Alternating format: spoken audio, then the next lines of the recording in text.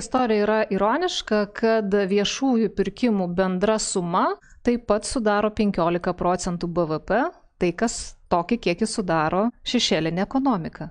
Čia ironija. Ar sutapimas, ar atsitiktinumas, kad būtent taip yra. Sakykime, tai yra tie patys dideli pinigai, iš kurių paskirstimas turėtų būti prižiūrimas valstybės kontrolės. Jeigu pasižiūrėtumėme dar iki 2006 metų, valstybės kontrolė turėjo pareigą ir galimybę pradėti ikiteisminį tyrimą. Šiai dienai valstybės kontrolė yra nuginkluota nuo tokios pareigos ir nuo tokios galimybės. Jinai konstatuoja, kaip šiuo atveju, kiek ten jie nerado paskutinį kartą tų pinigų ir viešai paskelbė. Beveik 700 milijonų. Ir kuo tai pasibaigė? Pranešimu.